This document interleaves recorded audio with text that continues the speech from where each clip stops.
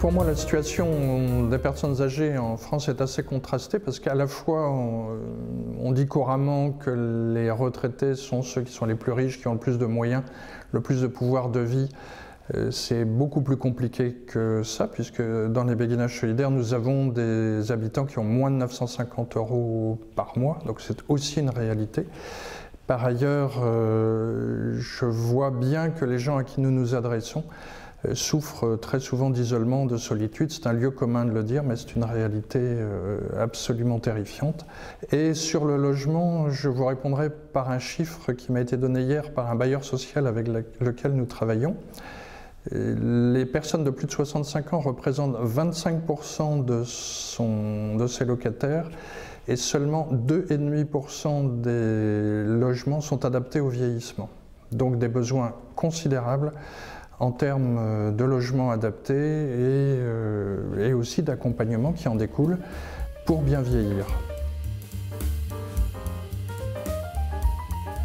Il y a 11 ans, quand nous avons commencé à imaginer faire du béguinage, et en l'occurrence du béguinage solidaire, nous avons beaucoup travaillé sur le logement, sur la qualité des logements, et un jour une dame nous a interpellés en disant que ça n'était pas du tout son attente et que la hauteur des prises lui était assez indifférente, mais ce qui comptait pour elle, c'était de savoir si elle pouvait être utile à quelqu'un. Et une autre personne plus âgée a continué en disant « Moi, ma question, c'est être aimé ». Donc je suis persuadé qu'en premier lieu, ce sont des relations humaines dont ont besoin les personnes. Et d'ailleurs, quel que soit leur âge, puisque aujourd'hui, une étude parue il y a quelques mois dit que les jeunes de 18 à 25 ans sont à peu près dans la même situation d'isolement social. Alors le béguinage, c'est une vieille histoire en effet, puisque c'est né au XIIe siècle. On connaît mal l'origine exacte, mais ce sont des femmes laïques. On se trompe souvent en disant que c'est des religieuses, mais ce sont des femmes laïques qui se regroupaient pour vivre, travailler et prier ensemble dans un esprit de grande charité. Aujourd'hui, on a remplacé ce mot par solidarité, mais il s'agissait bien de solidarité. Et c'est des communautés avec une particularité, outre l'absence de vœux religieux. Les femmes vivaient seules chez elles, elles avaient leur propre logement, et donc c'était un lieu à la fois protégé ou protecteur pour ces femmes, mais aussi extrêmement ouvert sur la cité. Pourquoi est-ce que nous avons gardé ce mot? C'est parce qu'en allant en Belgique et en Allemagne, pour découvrir ce qu'était le béguinage, qui est très développé dans ces pays, alors que nous cherchions nous-mêmes un nom pour notre aventure, puisqu'il s'agit bien d'une aventure, des amis belges nous ont dit, eh bien écoutez, gardez le mot béguinage, et nous ferons, quand vous aurez ouvert votre premier béguinage solidaire, nous ferons la Fédération internationale des béguinages. Voilà. C'est l'origine du mot que nous avons tenu à garder. Il y a 11 ans, personne ne savait ce que c'était. Aujourd'hui, de plus en plus de personnes savent ce dont il s'agit ou imaginent à peu près ce dont il s'agit. Et par ailleurs, de plus en plus de collectivités veulent leur propre béguinage. En ce qui nous concerne, je serais tenté de vous provoquer en disant que nous n'offrons rien. Nous offrons aux habitants, puisque nous tenons beaucoup au terme d'habitants, la possibilité de s'exprimer et d'écrire eux-mêmes leur projet de vie. Car il s'agit bien d'un projet de vie basé sur l'engagement dans une démarche d'écoute, de bienveillance, d'entraide, et surtout pas de logement. C'est-à-dire que c'est le fait d'adhérer au projet qui va ouvrir l'accès à un logement.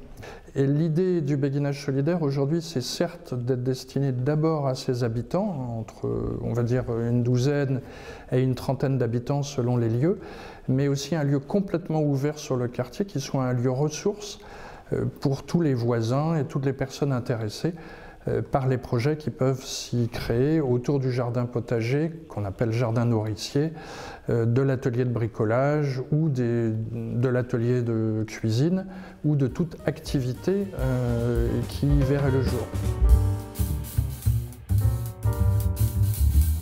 Alors pour que les personnes à Valognes et des environs de Valognes nous découvrent, nous avons pu faire une journée portes ouvertes puisqu'il s'agissait d'un bâtiment ancien fermé depuis plusieurs dizaines d'années et qui donc attirait beaucoup. Et lors de cette journée portes ouvertes sur le futur chantier, nous avons proposé aux personnes qui le souhaitaient d'entrer dans cette démarche de béguinage solidaire hors les murs, c'est-à-dire des rencontres quasi mensuelles au cours desquelles elles ont écrit avec nous le projet de vie partagée, mais elles ont aussi fait connaissance les unes avec les autres, c'était extrêmement important. Et elles ont aussi pu exprimer leurs craintes, leurs peurs sur le fait de déménager quand on a vécu 50 ans, voire 60 ans dans le même logement. Alors non, nous ne nous adressons pas à des personnes dépendantes. Alors il faut aussi bien faire le distinguo entre dépendance et autonomie. Une personne autonome, à notre sens, est une personne qui peut prendre pour elle les décisions qui la concernent, même en étant éventuellement grabataire. Nous privilégions l'arrivée de personnes non dépendantes, mais nous avons déjà à Valognes une personne en fauteuil roulant, une autre personne très malvoyante. Donc c'est une question de positionnement du curseur, c'est aussi une question de rencontre avec les gens qui partagent ou non le projet de vie. Mais nous voulons accompagner la personne tout au long de sa vie, et en l'occurrence, le fait que les logements soient adaptés au vieillissement facilite les services à domicile, facilite le soin à domicile, mais aussi l'hospitalisation à domicile et voire, comme je le disais, la réalisation de soins palliatifs à domicile. Alors, à quel moment faut-il penser béguinage? C'est une vraie bonne question.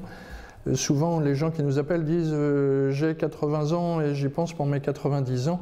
Bon, il faut respecter cette liberté de choix, mais nous sommes persuadés que nous nous adressons à des gens plus jeunes, souvent des femmes seules à l'issue d'un décès ou d'une séparation, qui ont besoin de reconstituer un réseau social, mais il faut réellement anticiper cette époque ou cette période de la vie, car plus tôt cette transition entre le logement précédent et ce nouveau logement sera faite, mieux cela se passera et mieux l'intégration dans le béguinage solidaire sera réalisée. Cela nous paraît extrêmement important d'anticiper les questions liées au vieillissement, d'autant plus qu'avec le temps, la fatigue venant, il sera peut-être trop tard de le faire.